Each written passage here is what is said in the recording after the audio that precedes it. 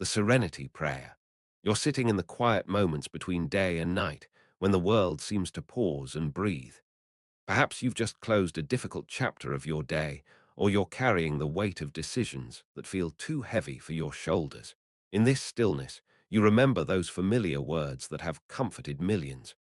Grant me the serenity to accept the things I cannot change, the courage to change the things I can, and the wisdom to know the difference. But have you ever wondered why something so simple feels so impossibly difficult to live by? Here lies one of humanity's most beautiful paradoxes. The very thing that promises to free us from struggle requires us to engage in the deepest kind of struggle first. The Serenity Prayer asks us to simultaneously surrender and fight, to be passive and active, to know our limits while pushing beyond them. How can we find peace through such apparent contradiction? The prayer presents us with three distinct territories of human experience, yet the boundaries between them shift like sand dunes in an endless desert.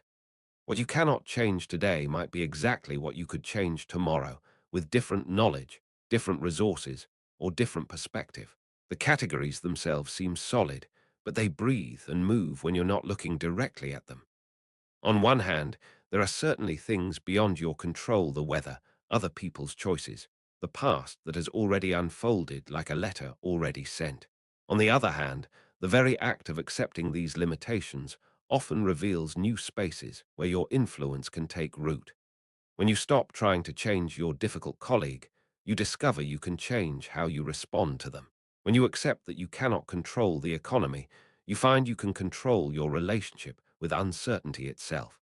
You begin to notice that acceptance is not the same as resignation, though they often wear similar faces in the dim light of frustration.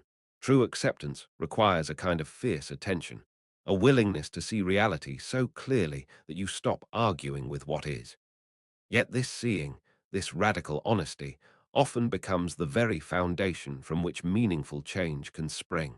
Perhaps you've experienced this in your own life, the moment when you stopped fighting against your natural temperament and discovered how to work with it instead. Or the relationship that transformed not when you tried to fix the other person, but when you accepted them so completely that space opened for genuine growth. The courage to change what you can sound straightforward until you realize how much courage it actually takes to admit what you're capable of. Sometimes we hide behind the illusion that we're powerless because taking responsibility for our true sphere of influence feels overwhelming. It's easier to blame circumstances than to acknowledge that you could wake up earlier, speak more kindly, or choose different thoughts. But courage here doesn't mean forcing outcomes or muscling your way through resistance. The courage the prayer speaks of is more like the brave tenderness of a gardener who tends their small plot with devotion, knowing they cannot control the rain, but refusing to abandon their responsibility to plant and water and weed.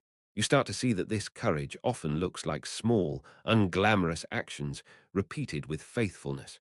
The courage to apologize when you've been wrong, the courage to set a boundary when someone crosses a line, the courage to try again after you've failed, not because you're guaranteed success, but because the trying itself is within your power. Then comes perhaps the most mysterious element, the wisdom to know the difference. This wisdom cannot be learned from books alone, though books may point toward it. It grows slowly, like trust or intuition, through countless small experiments in living. You test the boundaries of your influence gently, like checking ice before walking across a frozen pond. This wisdom whispers different truths at different moments. Sometimes it says, "This is not yours to carry."